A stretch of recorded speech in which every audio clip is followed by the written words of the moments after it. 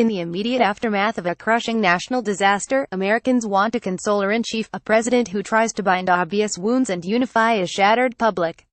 Then they want results, and usually get them: the strengthening of building regulations after a destructive hurricane, the engineering of safer airplanes after a calamitous crash. America got its consoler-in-chief Monday morning when President Trump spoke somberly to the nation from the White House.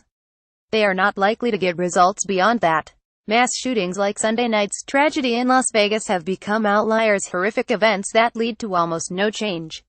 As Trump did on Monday, Republicans often respond to mass shootings with a benign lament, quoting scripture, flaying evil and hoping aloud for the survivors. Democrats, too, cite scripture but also angrily blame the easy availability of weapons. Neither side prevails. The lack of results is a product of the nation's angry and partisan disagreement over guns. It would be an anomaly if Sunday's massacre of 59 people, with more than 500 wounded, has any impact when it comes to gun-related mental health laws. The topic is particularly difficult for Republican politicians, given their party's strong opposition to restrictions on guns and opposition to social spending. In their remarks Monday, neither Trump nor Nevada Gov. Brian Sandoval talked at any length about how the shooter could slaughter so many so quickly at a country music concert. Trump, in Washington, said he prayed for the day when evil is banished and the innocent are safe from hatred and from fear. Sandoval, in Las Vegas, referred twice to figuring out how to prevent such assaults. "There's not much we can do, but we can learn," he said. About what, he did not say. Martin Medhurst, a Baylor University scholar of political rhetoric, said those approaches were in keeping with how politicians typically approach the first hours of crisis. Their goal is to reassure the public that there is no continued threat, and that government officials are on top of any lingering problems. He called Trump's remarks Monday the best speech he's given yet as president. "I thought he hit all the right notes expressing this pure evil, expressing his condolences, giving voice to the grief and sorrow for the family's experience, calling for national unity," Medhurst said. "All of those are pretty standard themes, but that's what people want." Even Democrats have been reluctant to use the first hours after a mass shooting to hammer their proposed solutions.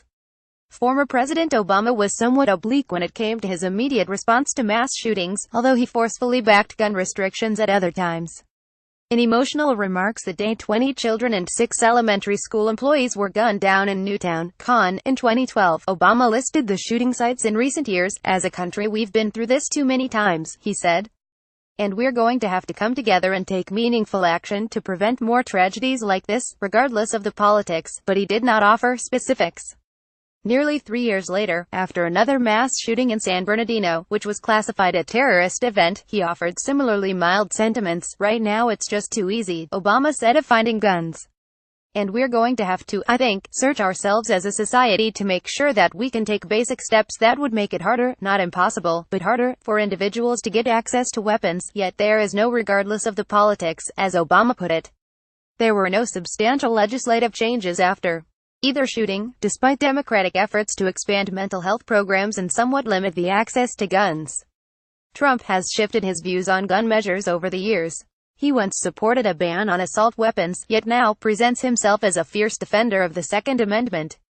He talked of his opposition to gun restrictions twice in a speech 10 days ago in Alabama, where he touted gun ownership as a cherished value. "If crooked Hillary Clinton got elected, you would not have a Second Amendment, believe me," he said, and pantomimed a forced turning over of weapons. "You'd be handing in your rifles. You'd be saying, 'Here, here, here they are.'" Trump's evolution reflects that of his party, which has grown more dogmatic about protecting gun rights. Asked whether it was more important to protect gun rights or to control ownership, 76% of Republicans cited protecting gun rights, according to a June Pew Research poll. Only 22% of Democrats agreed, a 54-point margin. In 2000, the margin had been only 18 points. Over that span of time, Republican support for gun rights had doubled, whereas Democratic views remained nearly constant. Republican views have been solidified by the power of the National Rifle Association, which according to the Center for Responsive Politics spent $54.4 million in outside expenditures in the 2016 elections, and an additional $3.2 million on lobbying. The organization opposes all measures to restrict access to weapons and ammunition, even those supported by wide majorities of Americans.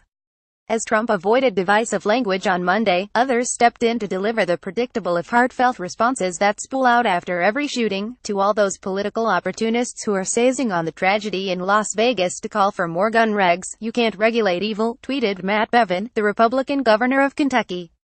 On the other side was Democratic Sen. Chris Murphy of Connecticut, who has become a nationally known supporter of gun restriction since the Newtown massacre. "This must stop," he said.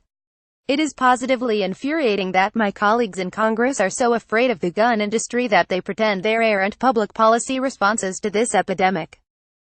And the thoughts and prayers of politicians are cruelly hollow if they are paired with continued legislative indifference." Barbara Perry, director of presidential studies at the University of Virginia's Miller Center, noted that the circumstances of the Las Vegas shooting contradicted one of Trump's and the NRA's arguments for gun ownership, that the counterpoint to a bad guy with a gun is a good guy with one. If every single one of the audience members carried a weapon, they weren't going to take out that man on the 32nd floor, she said. She recalled the June 14 shooting of Rep. Steve Scalise on a baseball field in Virginia, which prompted quick laments that went nowhere. The Louisiana Republican returned to the House only last week and is still undergoing therapy. "There was a lot of talk that no one should speak of policy on a day such as that," Perry remembered. "When would it be more appropriate?" Kathleen Decker at lawtimes.com, Twitter at Kathleen Dickerosofby says no evidence that Las Vegas massacre is act of international terrorism. Las Vegas shooting victims' portraits of the fallen. Latest from Washington. Updates on California politics.